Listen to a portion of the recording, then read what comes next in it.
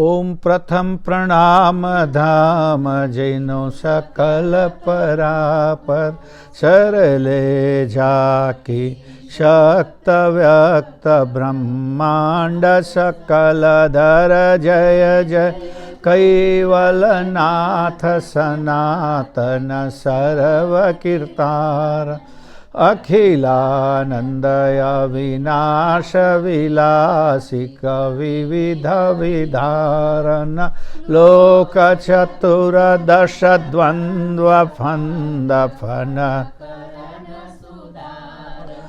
विविध भात्य गुण ग्रंथ वृंद विधि अलग उदा रन अगणित इंड कटाक्ष पाक्ष वसु तम पद परम अलंग सलंग एकतास आश कोहु जाने न मर्म हंस निवासन धाम धनी तुम पुरुष पुरातन नमो नमो निर्वाण प्राणपति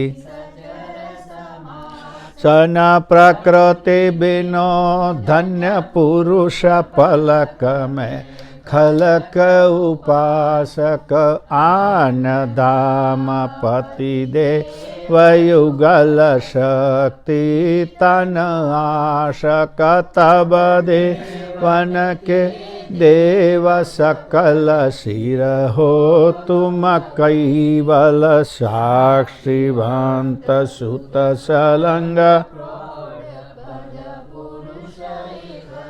मल जय करुणामय कंथ अंत मध्य आद्य परापर हंस रूप स्तुति कुबेर निज ग्रंथ करण स्वर मंगलाचरण प्रथम यही धरन सजन उर ध्यान अब ग्रंथन प्रारंभ हो सुन हो संत सुजान लोक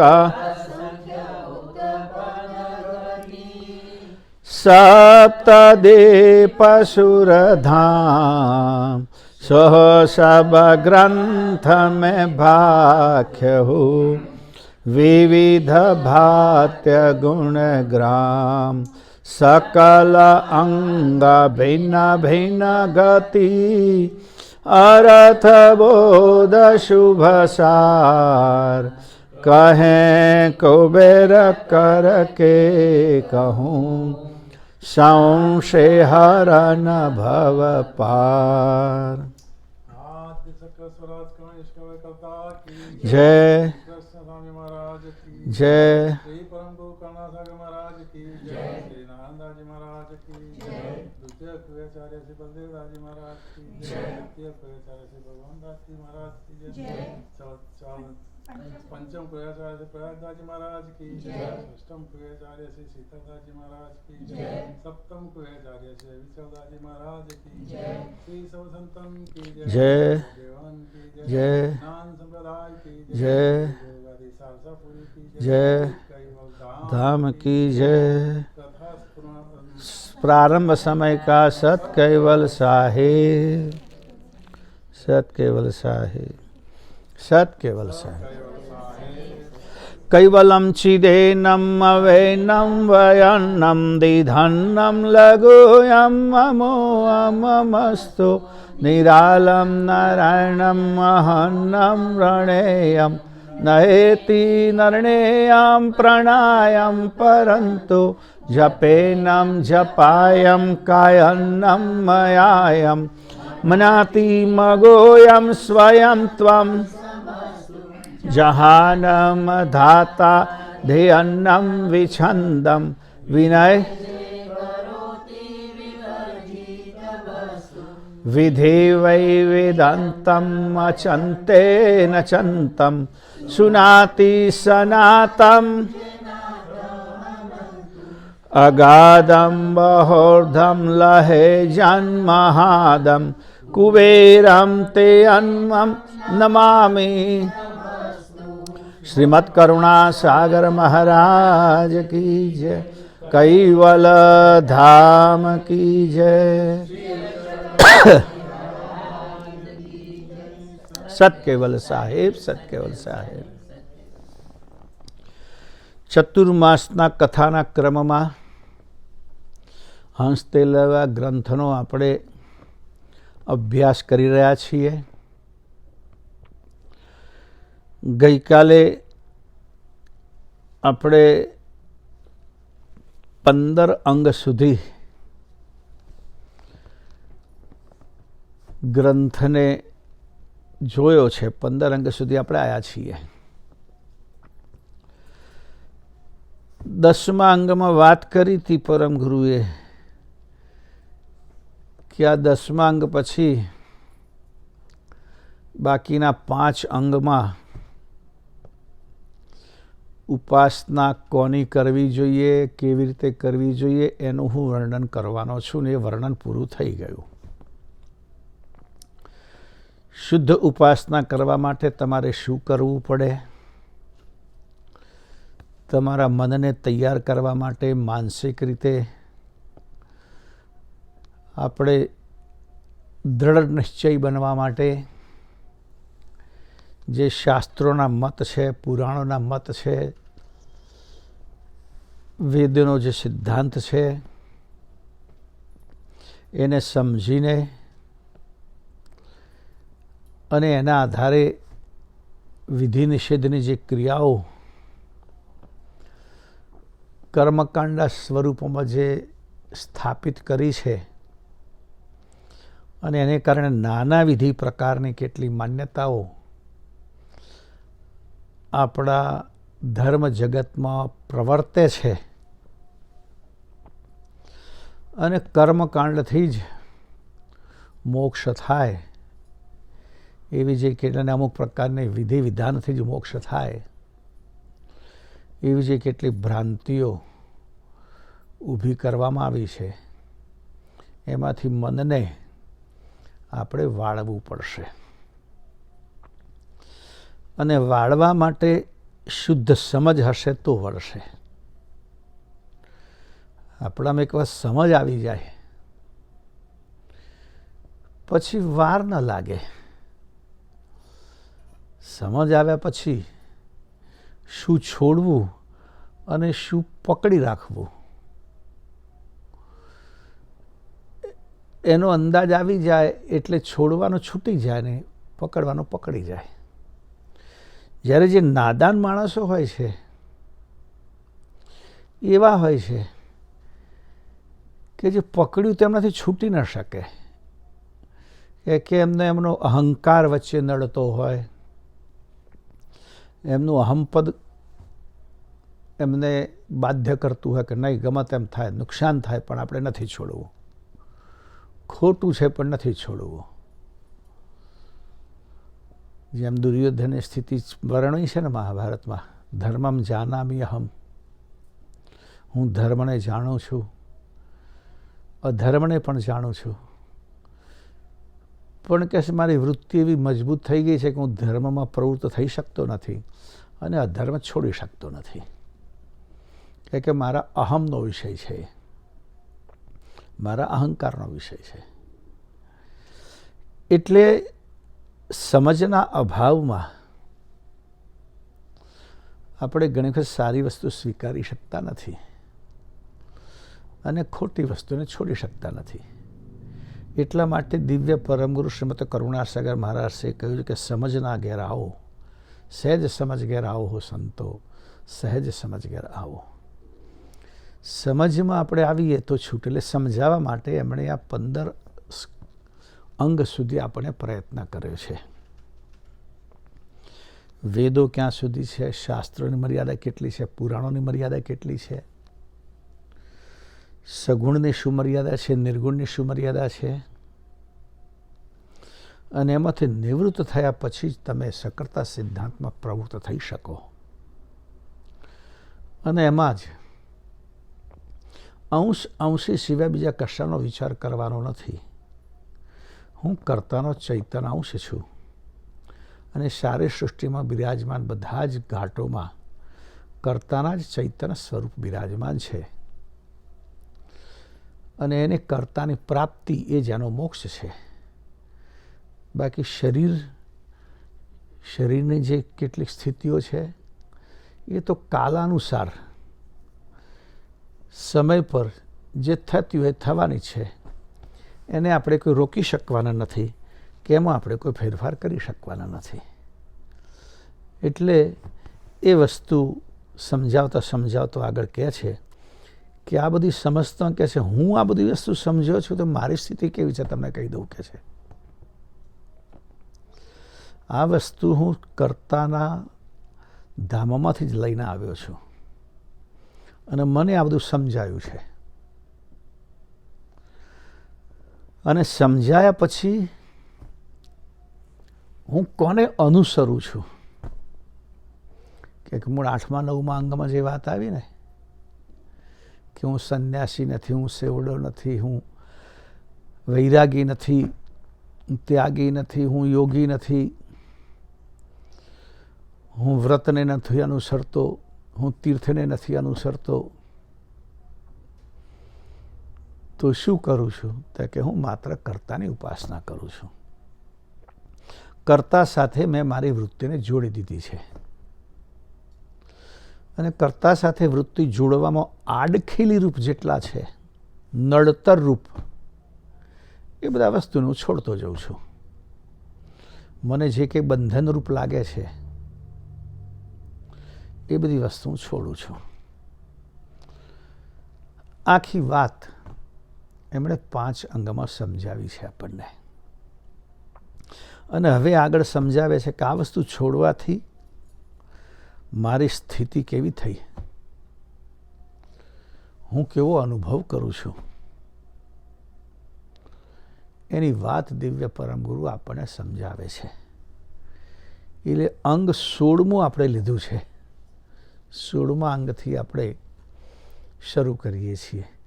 અદ્વૈતાદ્વૈત રમણ દર્શાવન કો અંગ. અદ્વૈતાદ્વૈત સર્જનહાર દ્વૈત અને અદ્વૈતથી પર છે અને એમાં મારી વૃત્તિ રમણ કરે છે, પ્રવેશી ગઈ છે, એમાં ભમે છે, એમાં ફરે છે, એની અંદર મારું મને લાગ્યું છે અને એનાથી મારી શું સ્થિતિ થઈ છે એ હું તમને જણાવું છું. એટલે આપણું જે ગ્રંથ છે એમાં 125 પેજ નંબર છે.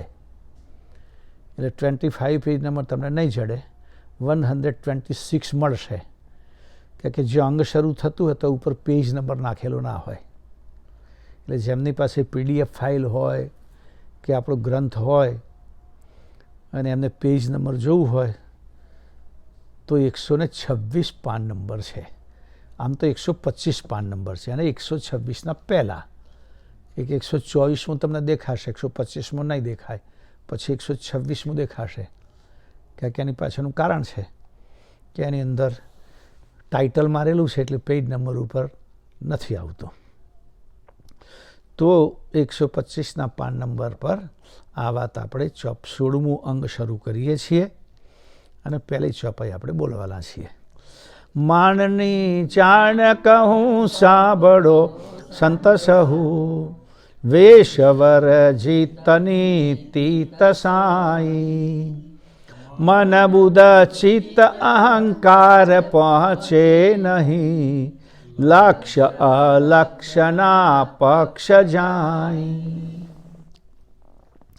હું જે વસ્તુ માણું છું, યાની અનુભવું છું, હું ફીલ કરું છું, એ વાત હું તમને જણાવું છું, કહું છું, તમે સાંભળો કે છે. હું કોને ભજું છું, કોની ઉપાસના કરું છું, એ પદ કેવું છે, એનાથી મારી મનોદશા કેવી છે, હું કેવો અનુભવ કરું છું, એ વાત સંતોને ઉદ્દેશીને કહે છે. સંત સહુ કે સંતની વ્યાખ્યામાં ત્યાગી એવું નથી આવતું. સંત જે કોઈ જ્ઞાની પુરુષો છે બધાને સંત શબ્દ લાગી શકે. પછી ગૃહસ્થી પણ હોઈ શકે અને ત્યાગી પણ હોઈ શકે. સંત શબ્દ માત્ર વૈરાગી ત્યાગીઓ માટે છે એવું નથી. જો ગાંધીજી માટે પણ સંત શબ્દ વપરાયો છે. એક કાવ્ય બનાવ્યું છે ને, સાબરમતી કે સંત તુને કર દિયા કમાલ, એમાં સંત શબ્દ વાપર્યો છે. અને શીખોની અંદર પણ એક આખી સંત કોમ્યુનિટી છે. એ સિવાય ઘણા બધા સદગ્રસ્તોને પણ સંતના શબ્દથી સંબોધ્યા છે. એટલે સંત એટલે માત્ર સાધુઓ જ નહીં, જે જ્ઞાની છે, સાધુને જે સાધક છે એને સાધુ કહેવાય. અને તમે જુઓ આપણી જે પ્રણાલિકા છે, દાખલા તરીકે જ્ઞાન સંપ્રદાયની પ્રણાલિકા કહીએ તો નામની આગળ સાધુ શબ્દ વપરાય છે. આપણે જે જૂના બધા લેખો છે, જૂના બધા સંતોના જે દસ્તાવેજો છે, એ બધામાં સાધુ શબ્દ વાપર્યો છે. સાધુ. પછી ધીમે ધીમે કેટલા લોકોને એમ લાગ્યું કે આ સાધુ શબ્દ સારો નથી લાગતો, આપણે સંત માર દઈએ, મોટા સંત થઈ ગયા. પણ એકચ્યુઅલી ત્યાગીઓ માટે સંન્યાસી લોકો સ્વામી શબ્દ વાપરે. વૈષ્ણવ સમાજની અંદર આપણી પરંપરામાં સાધુ શબ્દ વાગે. જેમ અમારા ગોરખનાથના સંપ્રદાયની અંદર યોગી શબ્દ લાગે કે યોગની સાધના કરે છે. એટલે તો બધાને કહેવામાં છે સંત. વેશ વર્જિત તીત સાઈ. વર્જિત એટલે વગરનો, સિવાયનો. તો સર્જનહાર એ વેશ સિવાયના છે. વેશ એટલે આકાર, વેશ એટલે રૂપ. વેશનો મતલબ થાય છે રૂપ. તે કરતા સર્જનહાર, સાઈ સર્જનહાર માટે શબ્દ વાપર્યો છે. જે તીત છે, બધાથી ભિન્ન છે, અલગ છે, એવા સર્જનહાર. વેશ એટલે આકારથી વર્જિત છે. વર્જિતનો અર્થ એવું પણ થાય મનાઈ. આકારવાળાને પ્રવેશવું વર્જિત છે, ત્યાં આકાર પહોંચી શકે, આકાર માટે પરમપદ વર્જિત છે. અને એ પરમપદમાં તત્વની કોઈ વાત પહોંચતી નથી. આપણા શરીરમાં કુલ 78 તત્વો છે, 78 તત્વજ્ઞાનની દ્રષ્ટિથી. પંચમ સ્વસંવેદ ગ્રંથની અંદર જે તત્વોનું વર્ણન છે એ 78 તત્વોનું વર્ણન છે. ઘણા બધા 84 કરે છે. તો 6 વૃત્તિને તત્વ ગણો તો 84 થાય. પણ વૃત્તિ એ સાધન છે કર્તાનું. ખટવૃત્તિ એમનો હથિયાર છે, એટલે એને તત્વમાં ન ગણી શકાય. એટલે તત્વ 78 છે. એને આપણું શરીર, કોઈ પણ શરીર, જંગમ જાતિ કે સ્થાવર જાતિ, એટલે વૃક્ષો અને હાલતા ચાલતા ઘાટો, પછી આકાશમાં ફરતા હોય, પાણીમાં રહેતા હોય, પૃથ્વી પર ચાલતા હરતા ફરતા હોય, એ તમામ ઘાટ. અગ્નિમય ઘાટો રહે છે. પરમગુરુ તો ઉલ્લેખ કર્યો છે કે કેટલાક ઘાટ જેમ પાણીમાં રહે તેમ ધગધગતા અગ્નિમાં રહે. આવા જ્યારે મેં વાંચી ત્યારે મને થયું કે આવું હોઈ શકે ખરું? પણ વિજ્ઞાન મને પ્રમાણ મળે છે. જ્વાળામુખી જ્યારે ફાટે ત્યારે એમ કહેવાય છે કે જે લાવા રસ નીકળે છે એની સાથે કેટલાક ઉડતા પતંગિયા પણ નીકળે છે. એટલી ગરમીમાં રહેનારા. પણ જેવા બહાર આવે કે તરત મરી જાય છે. કેમ થાય કે બહાર એમને ઠંડી લાગે. જે એટલા ટેમ્પરેચરમાં ડિગ્રીમાં જોવા જઈએ તો સેન્ટીગ્રેડમાં 500થી 1000 સેન્ટીગ્રેડ, જેમાં આયર્ન લોખંડ ઓગળી જાય, એની અંદર રહેનારા એ પછી આ નીચા ટેમ્પરેચરમાં આવે તો મરી જાય. એલા બધા જ જંતુઓમાં 78 તત્વો સમાયેલા છે અને બધા ગાંઠ ભિન્ન ભિન્ન એટલા માટે દેખાય છે કે દરેકમાં દરેક વસ્તુ ઓછી વત્તા પ્રમાણમાં છે. એટલા માટે ઓછા વત્તા પ્રમાણમાં. જેમ આપણે વાનગી બનાવીએ ઘઉંની, દાખલા તરીકે કોઈ માણસ સુખડી બનાવે, કોઈ લાડુ બનાવે, કોઈ શીરો બનાવે, કોઈ કંસાર બનાવે. આ 4-5 વાનગીઓનો જે નામ બતાવ્યા એમાં 3 વસ્તુ બધામાં વપરાય છે: ઘી, ખાંડ અથવા ગોળ અને ઘઉંનો લોટ. પણ એના પ્રમાણને અને બનાવવાની પદ્ધતિ જ ખાલી બદલવાની. એટલે લાડુ બને, ફરી પદ્ધતિ બદલા તો શીરો બને, બીજી કંઈક પદ્ધતિ બદલા તો પછી કંસાર બને. બાકી હોય 3 વસ્તુ, પણ પ્રમાણમાં ફેરફાર હોય. એવી રીતે મનુષ્યનો ગાંઠ એટલે મનુષ્યનું બોડી, શરીર, પક્ષીનું બોડી, પક્ષીનું શરીર, ઝાડ એ પણ એક બોડી છે, શરીર છે, પાણીમાં રહેનાર જે છે એના બોડી, એ બધામાં 78 તત્વો સમાયેલા છે.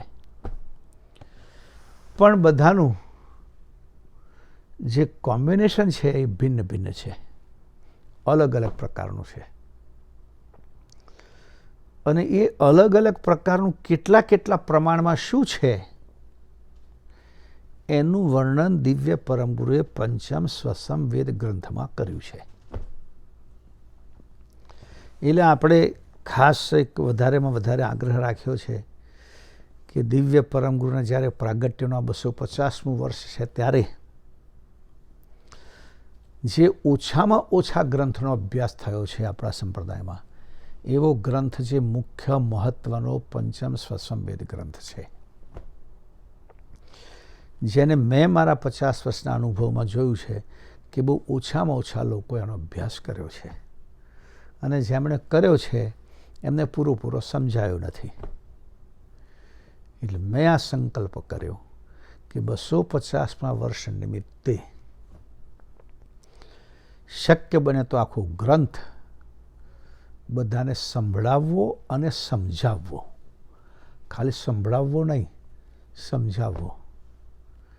એટલે આપણે આ ત્રીજી શિબિર આવવાની છે, સપ્ટેમ્બરની 16, 17 અને 18. ફરી બધાને યાદ દેવડાવું છું. બને તો સામે આવીને જ બેસજો સાંભળવા, નહીં તો પછી ઓનલાઈન તો છે જ યુટ્યુબમાં. બહુ લોકો ડરી ગયા છે, પરીક્ષા લે છે. પરીક્ષા તો લેવી જ પડે, કારણ કે મારે સંભળાવવું નથી, તમને સમજાવવો છે. તો તમે કેટલું સમજ્યા એટલું તો જોવું પડે ને. અત્યારે બધી મોટર કાર ને બધું આવે ને, એમાં જો ફ્યુલ તમે નાખો ને એ ઓટોમેટિક મીટર ઉપર બતાવે આટલું ફ્યુલ છે, આટલું ફ્યુલ રહ્યું. અને હવે તો ત્યાં સુધી પાછું ઓટોમેટિક સિસ્ટમ આવે કે હવે આટલા માઇલ કે આટલા કિલોમીટર ગાડી તમારી કાર જશે. પહેલાં નહોતું તાર શું કરવું પડતું ખબર છે?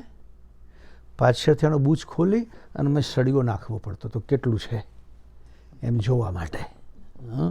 અને એના પર પાછા બધા માર્કિંગ કરેલા એટલે ખબર પડે કે અડધી ટોંકી છે, આટલી ટોંકી છે.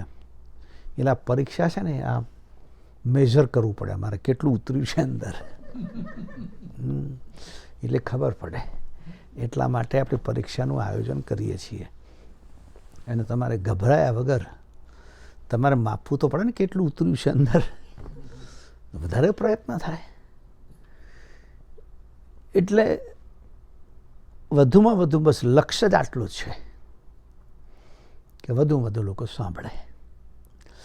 તો અહીંયા પંચમ સ્વસમ વેદ આ ચોપાઈમાં એટલા માટે મેં યાદ કર્યો કે ત્યાં 78 તત્વોમાંનું કોઈ તત્વ ત્યાં પહોંચતું નથી. અહીંયા 2 4 5 વાતો બતાવી છે. મન બુદ્ધ ચિત્ત અહંકાર પહોંચે નહીં. આ મન બુદ્ધ ચિત્ત અહંકાર એ 5 છે. એને અંતસ્કરણ કહેવામાં આવે છે.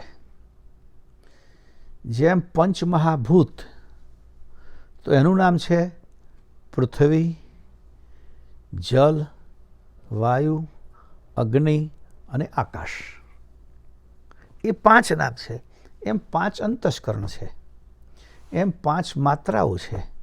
એમ 5 અવસ્થાઓ છે. એમ 3 ગુણ છે, 3 ગણ છે, જે બધા જ આપણા શરીરમાં સમાયેલા છે. પુરુષ પ્રકૃતિથી મળીને બધું જ. આગળ કહ્યું તેમ કે ઓછા વધતા પ્રમાણમાં છે. તો એ તત્વો આ શરીરમાં જ રહે, શરીર સુધી મર્યાદિત છે. જે પરમપદમાં પહોંચે છે તો ચૈતન્ય અંશ છે અને અંશ તત્વાતીત છે. એટલે પરમપદમાં પહોંચવું હોય, મોક્ષ મેળવવો હોય તો ત્યાં તત્વવાળું શરીર તો અહીં મૂકીને જવું પડે. એ ત્યાં પહોંચતું નથી, કારણ કે ત્યાં વસ્તુ નથી. કર્તાનું ધામ આગળ કહ્યું તેમ વેશ વર્જિત તિત સાંઈ વર્જિત ને કે આપણે ત્યાં ગુજરાતી ભાષામાં કેટલીક નો એન્ટ્રી તમે અંગ્રેજીમાં જે લખો છો ને એને ગુજરાતીમાં શું લખ્યું છે? પ્રવેશ વર્જિત. ઇંગ્લિશમાં જેમ તમે મારો બોર્ડ કે નો એન્ટ્રી, એને ગુજરાતીમાં લખે પ્રવેશ વર્જિત. પ્રવેશ એટલે એન્ટ્રી અને વર્જિતમાં બેન્ડ. પ્રવેશ બેન્ડ છે, મનાઈ છે પ્રવેશ કરવાની. એમ અહીંયા પરમગુરુ કે કર્તાના ધામમાં આ 78 તત્વોને પ્રવેશવાની મનાઈ છે. વર્જિત 78 તત્વો ત્યાં પહોંચી શકતા નથી એવું પરમપદ છે. લક્ષ્ય અલક્ષ્યના પક્ષ જોઈએ તો લક્ષ્ય કે અલક્ષ્ય કોઈનો પક્ષ, પક્ષ મીન પાર્ટી, દ્વંદ, વિવાદ, ન્યાય, અન્યાય, ધર્મ, અધર્મ, રાત, દિવસ, આ બધા પક્ષ કહેવાય. એનો ત્યાં કોઈ પ્રવેશ નથી. એની પણ નો એન્ટ્રી છે. દિવ્ય પરમગુરુ કહે છે. આ હું મારો તમને અનુભવ કહું છું કે પરમપદ કેવું છે. એ આપણને અહીંયા દિવ્ય પરમગુરુ સમજાવે છે. પંચ પર પંચની પાર પર અધર ધર સધર પર અજર ઘર તે પહેચાના आप ही आप उलटी भई सुलट में कुलटनी द्रष्ट गई सुलट जान्या. કથાની વાત થાય ત્યારે એક વાત વચ્ચે કહી દઉં કે આજે અમારા અત્યારે ચાલે છે ને આપણે તો ચતુર્માસ કથાના યજમાનોનું. પહેલાં પણ 3-4 નામ આવ્યા હતા. આજે પણ મારા વર્ષ ઉપર ત્યાંથી વોટ્સઅપ પર બધા મારા પેલા બધા લોકો નામ મોકલે છે, પણ હું હમણાં અહીંયા બોલતો નથી કારણ કે મારે પાછું લિસ્ટ લઈને બેસવું પડે, એટલે નામ અહીંયા જાહેર કરતો નથી. જે છેલ્લા દિવસે કે જ્યારે ટાઈમ મળશે ત્યારે બધા નામ એકસાથે આપણે કે કોણ કોણ યજમાન કથાના રોજના થયા છે એ આપણે ત્યાં જાહેરાત કરીશું. કે હું ત્યાં હતો ત્યારે બધા નામ જાહેર કરતો હતો, રોજ રોજ 2 નામ, 3 નામ, 4 નામ. કે આપણી કથા તો ટોટલી ચાલવાની છે 75 દિવસ અને 75 દિવસના અલગ અલગ લોકો યજમાન થતા હોય છે. જે એટલે યજમાનમાં આખા દિવસની પરમગુરુની સેવા. સવારે થાળ થાય, બપોરે એટલે સવારે એટલે બપોરનો થાળ થાય. આપણે સવારે મંગલ સવારનો બાલભોગ નથી હોતો, આપણે તો એક જ ભોગ હોય અને સાંજનો ભોગ હોય. પ્લસ ત્યાં જે ભક્તો સંતો રહેતા હોય અથવા દર્શનાર્થીઓ આવે એમનો ભોજનનો ખર્ચ થતો હોય છે. એટલે આ ચતુર્માસ દરમિયાન કેટલા લોકોનો એવો ભાવ હોય છે કે અમે કથા પણ સાંભળીએ અને સાથે છે પરમ ગુરુની આ સેવા કરીએ. એટલે એવા જે કોઈ નામો છે એ નામની એક સાથે જાહેરાત કરી દેવામાં આવશે અને કદાચ કોઈનું નામ રહી જશે તો ત્યાં ઓફિસમાં નોંધાય છે એટલે કૈવલ્ય જ્ઞાનોદય માસિકમાં પ્રકાશિત થઈ જશે. અને બધાને ખબર જ છે કે આ સેવા 11,000 રૂપિયાની હોય છે. અમારા પરદેશના ભક્તોને હમણાં ડોલરનો ભાવ સારો આવે છે એમને, એટલે 151માં જ પતી જાય છે એમને. તો એ પ્રકારનું જે નામ આવશે એ છેલ્લે આપણે જાહેર કરી દઈશું. મને વચ્ચે યાદ આવ્યું કે આજે 2-3 મેસેજ આવ્યા છે મારામાં, એટલે હું જ્યારે બેસું ત્યારે લખીને લેવાનું ભૂલી જાઉં છું, એટલે અહીંયા નામ જાહેર કરતો નથી. તો આગળની વાત હવે મેં કહ્યું 78 તત્વો, એમાં ફરી આવ્યું પરપંચ. પંચ એટલે 5. પંચીકરણ શબ્દ વારંવાર આવે છે આપણા ગ્રંથોમાં અને એ વિશે મેં ઘણી વખત સમજાયું છે. મુખ્ય 5 તત્વો છે. એ 5નું જ કારણ આ સૃષ્ટિ છે. 5ની સાથે 5 અવસ્થાનો સંબંધ છે, 5ની સાથે 5 ઇન્દ્રિયોનો સંબંધ છે, એ 5ની સાથે 5 માત્રાઓનો સંબંધ છે, એ 5ની સાથે 5 અંતસ્કરણનો સંબંધ છે, 5ની સાથે 5 ઇન્દ્રિયો કહી તો તમે કદાચ કોઈ કહેશો કે ઇન્દ્રિયો તો 10 છે, પણ 10 5-5ના 2 ભાગ પાડી નાખેલા છે ઇન્દ્રિયોના. 5 કર્મેન્દ્રિય અને 5 જ્ઞાનેન્દ્રિય. જ્ઞાનેન્દ્રિય તે કે જે ફિલિંગ કરે, કોઈ પણ વસ્તુને ફીલ કરે. કે જીભ તો ટેસ્ટનો ફીલ કરે, ફિલિંગ કરે. નાક સ્મેલનું ફિલિંગ કરે. સ્મેલ ગમે એવી છે, બરાબર ખેંચીએ નહીં, ફૂલ કેવું લાઈન લઈને અડાડીએ છીએ આપણે, કે મળે તો કેમ તો કે ગમે એવું છે. બાકી ના ગમે એવું તો પાછું દબાઈએ દે એટલી વાર મોટું કે ગમે એવી નથી સ્મેલ, એ ફીલ એ કરે છે. એટલે 5 ઇન્દ્રિયો જ્ઞાનેન્દ્રિય છે. આંખ કલર ફીલ કરે, ડાર્ક હોય, ગ્રે, ગ્રીન, સારું નરસું, એ આંખ ફીલ કરે. એની સાથે જોડાયેલી ઇન્દ્રિયો છે કર્મેન્દ્રિયો. કર્મેન્દ્રિય એટલે શું? તો કે કેટલી જગ્યાએ ફિલિંગ કરવા માટે એકલી ઇન્દ્રિય કામ ના કરે, તો એને હેલ્પ કરે. જેમ દાખલા તરીકે આપણે કશું જોવું છે તો જોવા માટે જવું પડે, તો જોવે કોણ? આંખો. પણ ત્યાં સુધી આખું બોડી લઈ જાય કોણ? તો કે આપણા પગ. એટલે પગને કર્મેન્દ્રિય કહી છે. આપણા કાન જ્ઞાનેન્દ્રિય છે, સાંભળે, પણ એની સાથે કર્મેન્દ્રિય જોડ્યો છે મુખ, મોં. એ બોલે તો પેલાને સંભળાય. એટલે બોલવાનું કામ મુખથી થાય અને ફિલિંગનું કામ કાનથી થાય. જીભને મદદ કરે છે ચાખવામાં, આમ તો જોવા જાવ તો હાથ.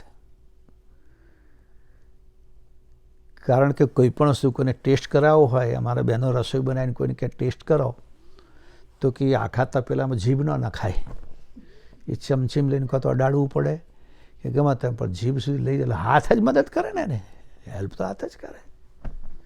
એટલે 5 ઇન્દ્રિયો, અને 5 ઇન્દ્રિયો જોડાય છે 5 તત્વો સાથે. તો અહીં ફરી એ વાતને દોહરાવે છે પરમ ગુરુ. પંચ પરપંચની પાર પર અધર ઘર. અધર ધર શબ્દ છે, એટલે ધર ઘર, ઘર એટલે ઘર, ધામ. પણ કેટલી જગ્યાએ ઘર ને ધર, ધર એટલે મૂળ. તો 5ની પાર છે. આ ચૈતન અંશને પહોંચવાનું અથવા આપણું મોક્ષનું જે કોઈ સ્થાન છે એ 5ના પરપંચની પરે છે. આખા શરીરમાં, આખી દુનિયામાં 5નો જ પ્રપંચ છે. જુઓ, એ 5 ઇન્દ્રિયોની 5 માત્રાઓ, 5 માત્રા એટલે 5 ટેસ્ટ. આપણને 5 પ્રકારના ટેસ્ટ જોઈએ. જીભની એકલી વાત નથી કરતો, 5 ઇન્દ્રિયોની. માણસને 5 પ્રકારની એનો ખોરાક છે એમ કહે ચાલે. આંખનો ખોરાક, જીભનો ખોરાક, આંખનો ખોરાક રૂપ, જીભનો ખોરાક સ્વાદ, કાનનો ખોરાક તો કે શબ્દ. નહીં કેટલાક આમ કઈ દૂર વાગતો મ્યુઝિક તો પેલા અહીં હલવા મળે, સમજો છો, એમને ચાલુ થઈ જાય. તો એ ટેસ્ટ છે એક જાતનો. બધાને ટેસ્ટ ના આવે પણ કેટલા તો આખા હલવા મળે. ત્વચાનો ટેસ્ટ, સ્પર્શ. નાકનો ટેસ્ટ. હવે જો માણસને આ 5 વસ્તુ ના હોય તો એને કશી જગ્યાએ દોડાદોડ કરવાની ઈચ્છા જ ના જાગે. આ 5નો પ્રપંચ બધો એમ જ સમાઈ ગયો. એ પતી ગયું તો કશું જ રહેતું નથી, કોઈ ઉણપ ના થાય. એટલે બાપજી કહે છે 5નો પ્રપંચ એનાથી પરમપદ પાર. સધર પર અજર ઘર તે પહેચાન્યા. સધરનો મતલબ શ્રેષ્ઠ, સદ્ધર. આપણે સદ્ધર શબ્દ ઘણી વખત વ્યવહારમાં વપરાય છે કોઈક માણસ માટે કે માણસ સદ્ધર છે. એની સાથે કોઈ પણ પ્રકારનો વ્યવહાર કરવામાં વાંધો આવે નહીં. અને સદ્ધર કહે ને, માણસ સદ્ધર છે. એની પછી નહીં તો પછી અધ્ધર થયો હોય તો અધવચ્ચે તકલીફ પાડી દે કે ભાઈ ગયા ના તો અધ્ધર થઈ ગયો. ગુજરાતી ભાષા કે હાથ ઊંચા કરી દીધા. હાથ ઊંચા કરી દે એટલે કામ પતી ગયું કે છે. દરેકને જુદી જુદી સંજ્ઞા હોય. આપણે તો ઘણી વખત પેલા એક વખત મારે કંઈક જવાનું થયું હતું પધરામણીએ. એટલે બધો ક્ષત્રિય સમાજ હતો, કાર્યક્રમ હતો. હવે કેટલા સમાજમાં હજુ ભોજનનું મહત્વ છે. એ તમારે 50 બોલાય ને 500 આવી જાય કતો. આમે નવરા હોય. એટલે મને પેલા લોકો વાત કરે કે 1000 મારું રસોડું બનાવ્યું છે. ગુરુજી તમે આવ્યા છો એટલે સારું. પણ આજુબાજુ એમના 12 મુવાડો અને તમે જુઓ તો એટલી બધી જફા. અને પછી ખરું કે બહુ માણસ આવી ગયું કે છે. મેં શું કરશો? કે બધા બેહાડી દીધા કે છે. પણ કરશો શું? તો કે પહોંચાડી દેવાનું જેટલું હોય એટલું. પણ પછી ભૂખ્યા થોડા ઉઠાતા કે પછી તમારે આમ કરતાં કરતાં નીકળી જવાનું, ખબર પડે કે ઊભા થઈ જવાનું. ચલો ભાઈ પતી ગયું કે છે. હાથ ખંખેરી નાખે પતી ગયું કે છે. અધ્ધર. એટલે અહીંયા બાપજી કહે છે પરમપદ એવું અધ્ધર થાય એવું નથી. એ સદ્ધર છે. સધર એને વાત કરી છે કે ભાઈ સધર પર, સધર ઘર ના સધર પર અજર ઘર તે પહેચાન્યા. દિવ્ય પરમ ગુરુ પોતે કહે છે મેં એ ઘરને પહેચાની લીધું છે, ઓળખી લીધું છે. પોતાનો અનુભવ કે જાણ નહીં માણ કહું સાંભળો સંત સૌ આગળ છપાઈમાં આવી ગયું કે હું મારો અનુભવ કહું છું કે એવું ઘર કે જ્યાં 5 તત્વો પાંચતા નથી, 5 અંતસ્કરણ પાંચતા નથી. ટૂંકમાં કહી દઉં તો 78 તત્વો જ્યાં પાંચતા નથી એવું આ પરમપદ છે. એને ગુરુ મહારાજ કહે છે મેં ઓળખી લીધું. પણ ઓળખાય કઈ રીતે? મેં ઓળખ્યું, તમે ઓળખી શકો કે છે ને. એના માટે શું કરવું પડે તમારે? તો કે આપ ઉલટી ભઈ સુલટ મેં. આપણી વૃત્તિ અત્યારે ઉલટી થઈ ગઈ છે એને સુલટાવાની. જે મન, જે મગજ, જે આપણા અંતસ્કરણો, જે આપણી આંખો, જીભ, નાક, કાન, એ બધું દુનિયાના પદાર્થમાં ડોલે છે. એટલે મનને એવું બનાવી દેવાનું કે ત્યાં ના ભટકે, સુલટું થઈ જાય. ત્યારે ઉલટું થઈ ગયું. આ ગ્રંથના પહેલા જ અંગમાં એક ચોપાઈ લખી છે બાપરીએ, વિપરીત વર્ષ શુભ જુગ ભયો લહ્યો નહીં નિજ સાર. ગ્રંથ આપણે શરૂ કર્યો ત્યારે પહેલું જે અંગાવ્યું માત અને તાત સુત ભ્રાત અને ભાર્યા, એમાં સાખી હતી કે વિપરીત એટલે ઉલટા. એટલે ખરેખર આપણે જે દોડી રહ્યા છે ઉલટી દિશા છે. રાત દિવસ શાના માટે ભાગી રહ્યા છે? રાત દિવસ શું પ્લાન કરીએ આપણે? બસ તમે જુઓ બધા માણસનો પ્લાન શું હોય. તો ખાવાની વાત આવે ત્યારે સારું કયું ખાવાનું મળશે. તમે જુઓ આપણે તો કેટલા લોકો તો રેસ્ટોરન્ટનું લિસ્ટ રાખે, અહીં સારામાં સારું મળે એમ. પ્લાન એવું હોય કદાચ. પછી આંખને ગમે એવું તો કે મૂવી, સારામાં સારું કયું મૂવી, એનો પ્લાન બનાવીએ. કયા થિયેટરમાં ગયું છે. ખાવાની બાબતની વાત આવી. પછી કાનને સારામાં સારું મ્યુઝિક કઈ સાંભળીએ, શું સાંભળીએ. તો એની અંદર જ આપણે વ્યસ્ત. મોટાભાગના માણસો તો પ્લાનિંગમાં આ ભૌતિક જ 5 ઇન્દ્રિયોવાળા જ પ્લાનિંગમાં બીજી હોય ભાઈ. જે કે અર્ન કરે, જે કે કમાય, જે કે ભેગું કરે, એ તો કે કઈ જગ્યાએ વાપરવું. વેકેશનનો પ્લાન બનાવીએ ને દર વખતે, ચાલો આવતી એ પૂરો ના થયો ને પાછો આવતી સાલનો બનાવી દેવાનો. હવે આવતી સાલ ક્યાં જઈશું, ચાલો. બરાબર છે. એટલે એની જગ્યાએ પરમ ગુરુ કે વૃત્તિ સુલટાવો કે ભાઈ હવે આપણે કયો ગ્રંથનો અભ્યાસ કરીશું, શું સાંભળશું, કઈ પ્રકારનું અનુષ્ઠાન કરીશું, કેવી સેવા કરીશું, કયું સારું કામ કરીશું. એટલે ઉલટી દિશામાંથી દિશા બદલવાની છે. ડાયવર્ઝન,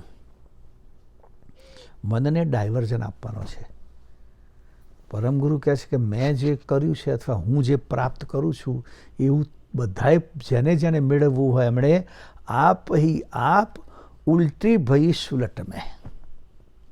આપણે આપણી પોતાની વૃત્તિઓને જે અત્યારે દુનિયાના પદાર્થમાં દોડી રહી છે એમાંથી પાછી વાળી કે દુનિયામાં દોડી રહી છે. પછી શું થાય કે દુનિયામાં રહેવાનું છે. આપણે જવાનું છે પરમપદનો વિચાર કરીએ છીએ. તો પરમપદમાં જવું હોય તો વૃત્તિઓ ઉલટાવી પડે. આપણે સાઉથમાં જવું હોય અથવા નોર્થમાં જવું અને સાઉથમાં જતા હોય તો શું કરવું પડે? કે યુ ટર્ન જ મારવું પડે ગમે ત્યાંથી. ઉલટાવવું જ પડે. નોર્થમાં જવું હોય સાઉથમાં આપણી કાર સડસડાટ ચાલી ગઈ કે ભાઈ આપણે તો નોર્થમાં જવાનું છે, તેનો ઉપાય એક જ છે, યુ ટર્ન. એટલે અહીંયા જ કહે છે ઉલટીમાંથી સુલટી.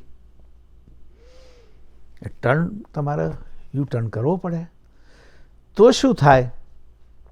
ત્યાં કુલટની દ્રષ્ટ ગઈ સુલટ જાણ્યા. આ યુ ટર્ન મારો તો કુલટની દ્રષ્ટિ. કુલટ એટલે ખોટું. કુ શબ્દ જવાબ આવે, કુનો મતલબ ખોટું થાય. દાખલા તરીકે ગુજરાતી ભાષામાં રિવાજ, સમાજમાં ને રિવાજો, એના આગળ કુ શબ્દ વાપરો, કુરિવાજ. પછી બુદ્ધિ, એના આગળ કુ શબ્દ વાપરો, કુબુદ્ધિ એટલે ખરાબ બુદ્ધિ.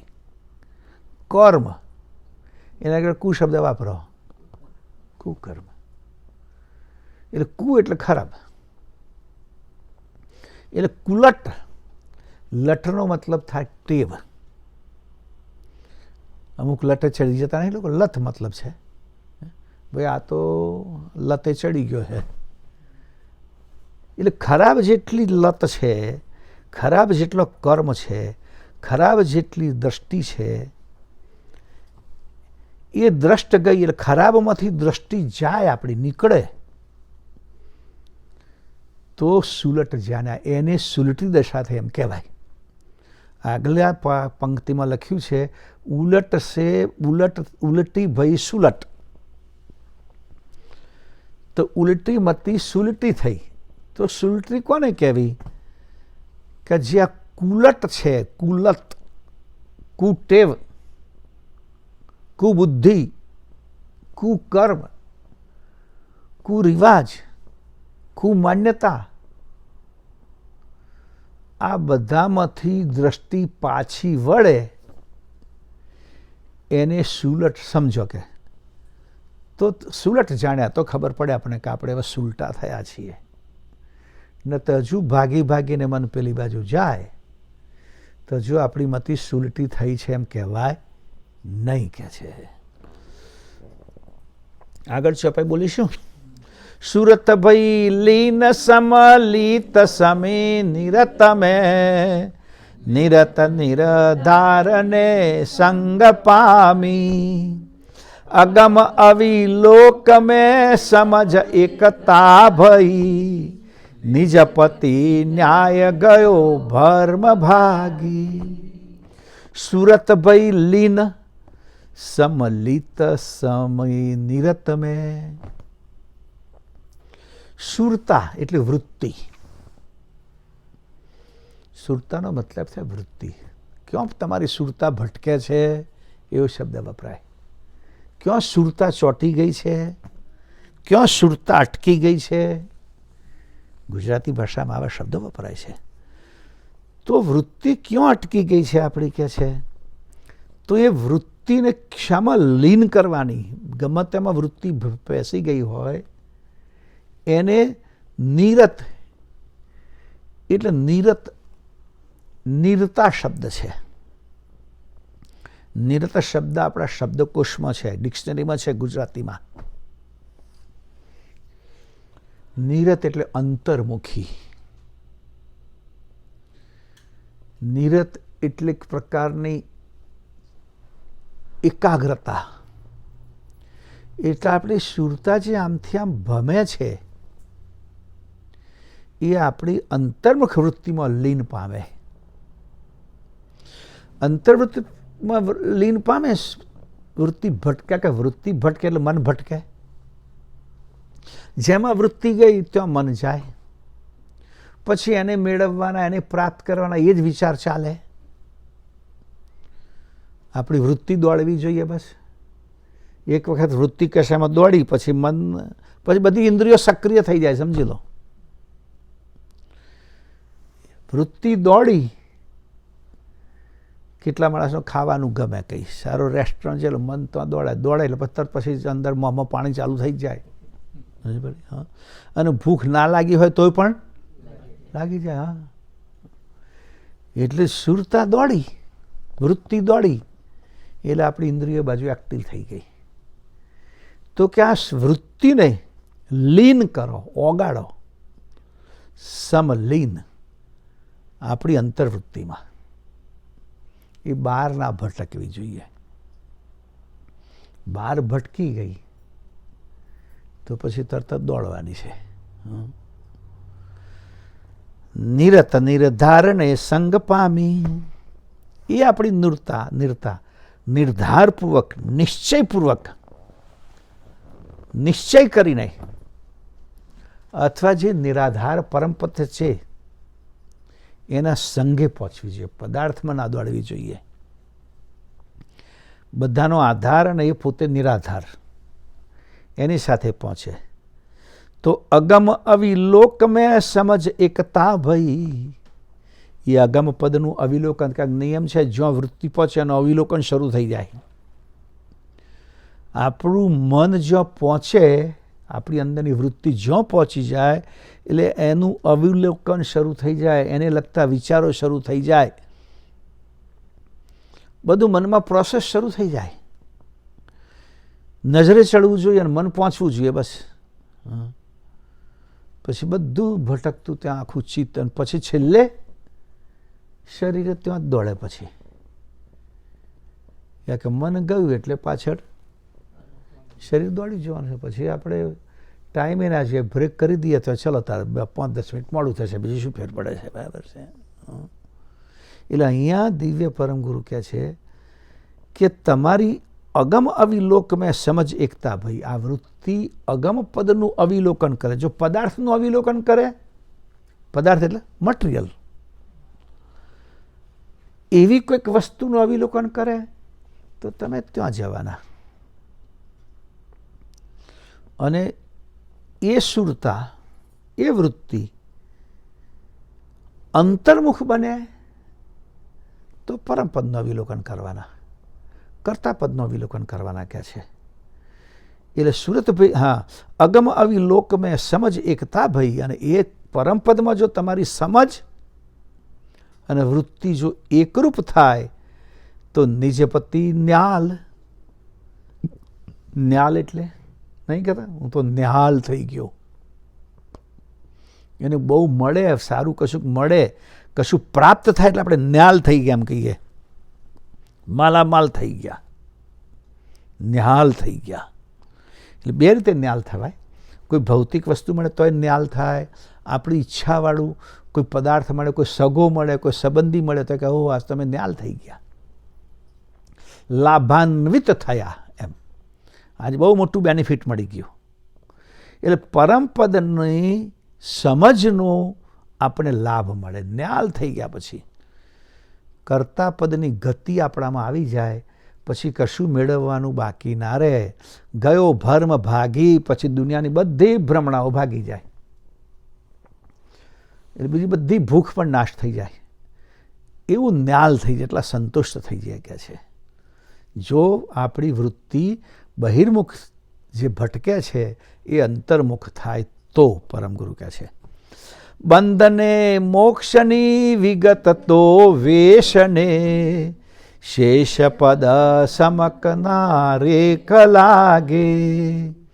આદ્યને અંત મધ્ય નિજ પદને નહીં, જેમ છે તેમનો તેમ આગે. પછી બંધન ને મોક્ષ આ બધું જ ટળી જાય છે. કે બંધન ક્યાં સુધી છે? ત્યાં કે આ શરીરની વૃત્તિઓ જ્યાં તો ભટકે છે ત્યાં સુધી બંધન છે. એટલે ભૌતિકતાનો ભાવ છે ત્યાં સુધી બંધન છે. એટલે જ્યાં સુધી ભૌતિક પદાર્થનો ભાવ હોય ને ત્યાં સુધી આપણે એની સાથે બાઇન્ડ જ રહીએ અને છૂટાય નહીં. મનમાં ગેલછા વાસના બધું જાગ્યા જ કરે. એટલે બંધને મોક્ષની વિગત તો વેશને, આ શરીરને આ બધી વિગતો છે. શેષપદ સમકનો રેખ લાગે. સમ્યક શેષપદ જે સમ્યક છે, જેને આ બધાનું જે બંધન અને મોક્ષનું દોષ જરા પણ લાગતો નથી. શેષ એટલે શું? આપણે ગણિત, ગુજરાતી આપણી ભાષામાં ગણિતમાં એક શેષ વસ્તુ આવે છે, ખબર છે? બે વસ્તુમાં શેષ આવે અને ખબર નહીં પડે. માઇનસ કરો કે ડિવાઈડ કરો એમાં જ શેષ આવે, ખબર છે ને? શેષ મીન્સ 5માંથી 4 માઇનસ કરો તો જે રહ્યું એ શેષ કહેવાય. 3ને 2થી ડિવાઈડ કરો તો પણ જે રહ્યું તે શેષ કહેવાય. એટલે અહીંયા બધું ડિવાઈડ થઈ જાય. 78 તત્વો પોતપોતાના તત્વમાં ભળી જાય ત્યારે એક વસ્તુ બાકી રહે, શેષ, અને એને કહેવાય ચૈતન, અંશ, આત્મા. આ શરીરમાં જ શેષ રહે ચૈતન, અને આખી સૃષ્ટિમાં શેષ રહે સર્જનહાર. એટલે કે એવું સમ્યક પદ છે કે એને મોક્ષનું કે બંધનનો કોઈ દોષ લાગતો નથી. આદ્યને અંત મધ્ય નિજ પદ નહીં, અને એ નિજ પદને આદ્યને અંત એ પણ દોષ લાગતો નથી. આદ્યને અંતનો પણ દોષ લાગતો નથી. જેમ છે તેમનો તેમ આગે. આગળ જેમ હતો તેમ અત્યારે પણ રહેશે, અને અત્યારે જેમ છે એમ આગળ પણ થશે. આગળના અર્થ બે થાય હો, કે ભાઈ જે વીતી ગયું એને પણ આગળ કહેવાય. આગળ આવા લોકો હતા એમ કહીએ આપણે. પછી જે આવનાર કે હવે આગળ આવા લોકો થશે, બંને માટે આગળ શબ્દ વપરાય. આપણી આગળ આવા લોકો હતા અને પછી ફ્યુચર પેઢી માટે પણ આપણે કહીએ હવે આગળ જે છે ને આવા થશે. એટલે પરમપદ પહેલાં પણ એવું હતું અને પછી પણ એવું જ રહેશે, એમનું એમ જ રહેશે કે છે. અચ્યુત વ્યક્તને વેશ વિગતિ કરી, આપ નિજ મોક્ષ સંકલ્પ પસારી. તેહિ તનુ માહી જીનું અંશ ઉદે કરી, કુબેર કરુણેશને દિયો વિસારી. ચાલુ કેટલા વાગે કર્યું તો ખબર નહોતી, એટલે કેટલો ટાઈમ થયો ખબર નહીં પડે આપણને. અચ્યુત્ય વ્યક્તને વેશ વિગતિ કરી, એ પરમપદ અચ્યુત છે. યાને કે અચ્યુત માટે 2-3 અર્થ કર્યા છે.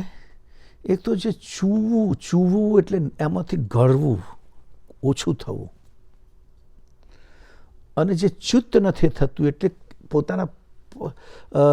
પોતાના સ્થાનેથી ભ્રષ્ટ નથી થતું, ખસતું નથી. અને અચ્યુતનો અર્થ અજન્મ પણ કયો છે. તો પરમપદ અચ્યુત છે, અવ્યક્ત છે. વ્યક્ત એટલે વ્યક્ત કરવું, બતાવવું, દર્શાવવું. નથી કહેતા મને બહુ આનંદ થયો પણ હું કઈ રીતે વ્યક્ત કરું, કઈ રીતે તમને બતાવું હું કેટલો ખુશ છું. પછી તો ખુશી તો વ્યક્ત થતી હોય છે, સમજો ને. કોઈને કઈ રીતે ખુશી વ્યક્ત થાય, હસીને વ્યક્ત થાય, કે કોઈને મળીને વ્યક્ત થાય. નાખુશી વ્યક્ત થાય, મોડું બગાડીને વ્યક્ત થાય, મોડું ફેરવી લઈને વ્યક્ત થાય. પણ પરમપદ તો એવું છે કે કોઈ રીતે વ્યક્ત જ ના થાય. આ જ્ઞાન પણ એવું છે કે જે વ્યક્ત ના થાય, જેને પ્રાપ્ત થયું એ સમજી શકે. વેશ વિગતે કરી, વિગત એનું વર્ણન કરીને એને વ્યક્ત ના કરી શકાય. આપની જે મોજ સંકલ્પ પસારી, એવા સર્જનહારે પોતાની મોજ માટે, પોતાના આનંદ માટે શુદ્ધ સંકલ્પ કરીને પસારી એટલે સૃષ્ટિ, પસારો, ફેલાવો, આ સૃષ્ટિનો ફેલાવો કર્યો છે. સર્જનહારે પોતાના સંકલ્પથી આ સૃષ્ટિનો ફેલાવો કર્યો છે. અને એમાં 84 લાખ પ્રકારના શરીર બનાવ્યા છે. અને એ શરીરમાં કર્તાએ પોતાના અંશનો ઉદય કર્યો છે. નીચે છે તેહી તનુ માહી જીનું અંશ ઉદય કરી. એ શરીરમાં કર્તાએ પોતાનો ચૈતન અંશ મૂકી અને બધા શરીરને ઉદય કર્યા, એટલે ચાલતા કર્યા, હરતા ફરતા કર્યા, ચૈતન કર્યા. જો કર્તાનો અંશ આ શરીરમાં ના આવ્યો હોત તો આ શરીર આનંદ ભોગવી શકવાના નહોતા, હરતા ફરતા ના રહેત. અને જેવો અંશ નીકળી જાય પછી શરીરને કયો આનંદ રહેશે કહો? પછી તો પાછળવાળાને જે કયો આનંદ હોય, દુઃખ હોય, જે વાતો હોય. બરાબર છે. હમણાં બહુ સમય પહેલાં એક જગ્યાએ ગયા હતા, કોઈ ભાઈ બીમાર હતા, બહુ જ બીમાર, ઘણા વર્ષો, 1.5-2 વર્ષથી બીમાર. એ બાજુ જવાન થયું, બધા એમના છોકરાને બધાએ કહ્યું કે ગુરુજી મકાર ચલો આવીશું. ગયા પછી બધા ઘરના બધા એક સાથે જ બોલી પડ્યા, બાપજી પણ હવે કંઈક એવા આશીર્વાદ આપો કે હવે આ છૂટે. મને મનમાં થયું કે આ છૂટે કે એમનાથી આ બધો છૂટે. સમજ પડે? આ કઈ જાતના આશીર્વાદ માગે છે? કારણ કે વર્ષથી પાછળ છીએ. એટલે આપણને એમ થાય કે અમને છોડવાના આશીર્વાદ માગે છે કે અમને છૂટવું છે, એ કઈ ખબર ના પડે. તો શરીરમાં અંશે ચોહદે ઉદિત છે, આનંદિત છે, હરે છે, ફરે છે. એટલે આવા શરીરને ઉદિત કર્યા, હરતા ફરતા કર્યા સર્જનહારે એમાં અંશ મૂકીને. એ અંશ એટલે આપણે બધા ચૈતન, અહીં એને આનંદ કરીએ છીએ. આ બધું કરતાંય કર્યું, પણ દિવ્ય પરમગુરુ કે જુઓ પણ આ બધા અંશોની સ્થિતિ કેવી થઈ? ત્યાં કે કુબેર કરુણેશ ને દિયો વિસારી. વિસારું એટલે ભૂલી જવું. આ રીતે સર્જનારે પોતાની મોજ માટે સંકલ્પ દ્વારા સૃષ્ટિનો ફેલાવો કર્યો અને દરેક શરીરમાં અંશનો ઉદય કર્યો. એ અંશ અહીં આવીને એ કરુણેશ કર્તાને ભૂલી ગયા, વિસારે પાડી દીધા કે છે. તમે તમાર તો અમે અમાર તો મજા છે કે છે. પરમગુરુ કે આવી સ્થિતિ થઈ. કીટ પતંગ વિરંચી લ્યો નિજ પતિ અંશ સજાત ઉભે વિશેષ સામાન્ય મહી એકતા પણે વિજાત. આ બધા અંશો બધા શરીરમાં નાના કીટાણુઓ, નાના જમ્સ જેને આપણે કહીએ, નાના નાના પતંગિયા, નાના નાના જેટલા જીવાણુ છે તે ત્યાંથી મળીને વિરંચી સુધી, શિવ વિરંચી એટલે બ્રહ્મા સુધી બધા જ જેટલા ઘાટો છે બધા જ એની અંદર કર્તાના અંશ જ બિરાજમાન છે. નિજપતિ અંશ સજાત, એક જ જાતિના બધા અંશ એક જ જાતિના છે. કીટાણુમાં જુઓ, પતંગમાં જુઓ, વનસ્પતિમાં જુઓ, મનુષ્યમાં જુઓ, પ્રાણીમાં, બધામાં. ઉભય વિશેષ સામાન્યમાં અહીં વિશેષ અંશ હોય કે સામાન્ય અંશ હોય.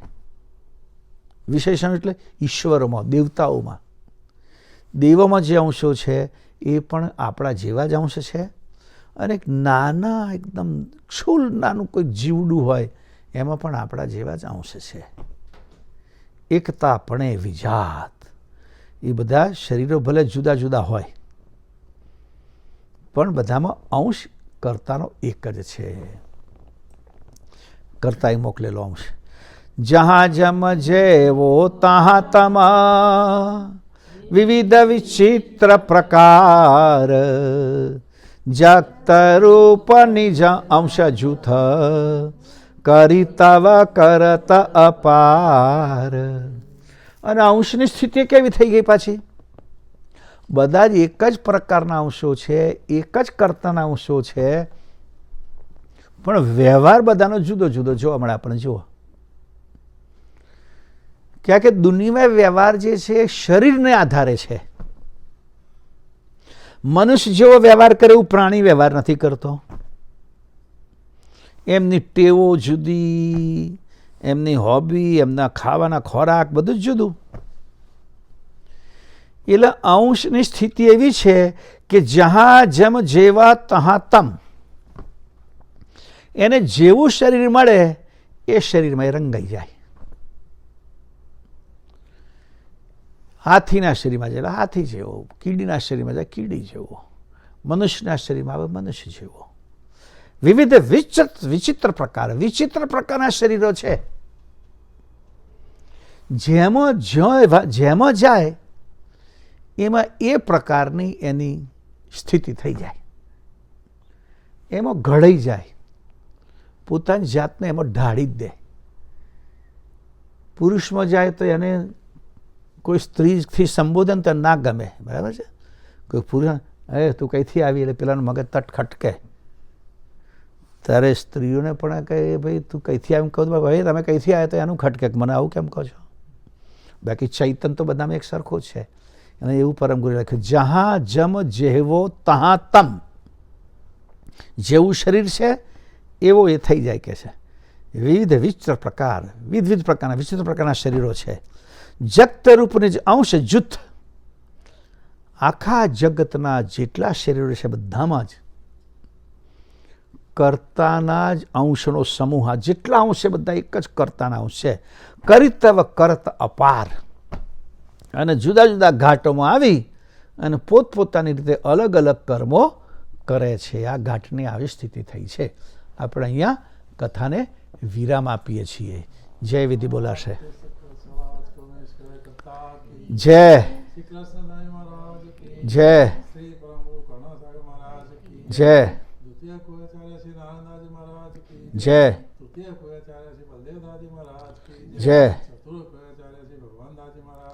જય प्रयागराज महाराज की जय। षष्टम कुआचार्य श्री शीतलदास जी महाराज की जय। सप्तम कुआचार्य श्री हरिचंद्रदास जी महाराज की जय। श्री सवसंतन की जय। श्री सत्यवान की जय। श्री ज्ञान संप्रदाय की जय। श्री गुरु गादी साक्षापुरी की जय। श्री कैवल धाम की जय। कथा पूर्णाहुति का सत केवल साहेब, सत केवल साहेब, सत केवल